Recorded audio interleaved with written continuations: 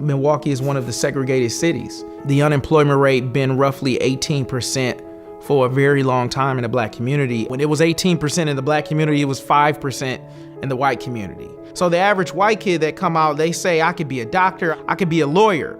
Now for me, when I come out, I see I can be a cleaner. Or if I want to have the nice things, I would have to be a drug dealer. You can't be what you don't see. And if a person doesn't see value in themselves, then the ability to aspire to do more just will never be there. So for us, the biggest thing we can do is to show people how valuable they truly are. A trade makes a person an asset to the world. The reality of the situation is you have an industry that demands a lot of workers. You have a lot of people with no work. Oh, it's funny because we grew up in the same hood, as we would say. We ran into each other years and years later. And he said, hey, I got an idea. You're here to help the people. I'm here to help the people. We can either become competitors or we can compete more or less against the world. So it's just us against the world at this point. In construction in particular, it's just a really unique pathway that has to be taken if you don't come from a family of tradesmen. Getting in construction isn't like walking into Walmart and filling out an application. Pro Trade focuses on education, personal development. Mindful focuses on skill ability and career development. We've decided that we're better together. With our 10-week course, you can only miss 2 days. There is no such thing as being late. Our gate closes at 7:30. Mindful staffing then puts them on a 4-week stress test to really see if they can handle the construction trades, if they can handle the tough talk, if they can handle the tough work. I want to create something that takes the ego out of construction.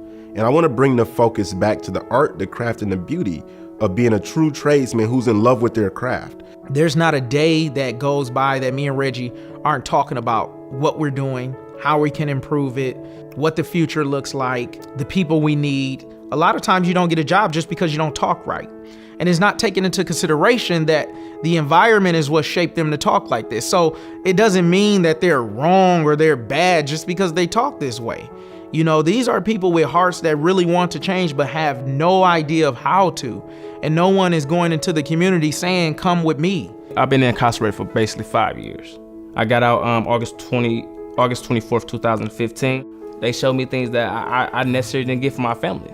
I'm getting straight from a stranger. They saw something in me that I didn't see in myself. The goal is to make it cool. Make it cool to be a tradesman who has a successful career and a happy family. Make that cool instead of making it cool to be the guy who goes to the club and parties and then on Monday does nothing. I'm not a lazy person. I love to go to work. You know, I love to put on my tool belt. I love to come home dirty. I had to become a felon to understand that, you know, so I went through them trials and tribulations, and here today I stand now a better man, a better brother, a better uncle, a better friend. It goes back to why I love the trades, because the trades is most forgiving. The trades don't care about your past. They worried about what are you gonna do today on the job. For the felon, it's an opportunity, and it's a grand opportunity. And I heard Rashaad speak, and so afterwards, the next few days, I went and saw their facilities. Was very, very impressed with just their vision and the idea of giving people that second chance. He's opened my eyes to a world that I was not familiar with. And he's given me a window into that world that I'm just so grateful for. But at the end of the day, every single person is responsible for their own life. That is the privilege of being a human. And no one's gonna save you. And until you can start making better decisions for you, until you can envision your future, until you can be ready to learn, no teacher is relevant.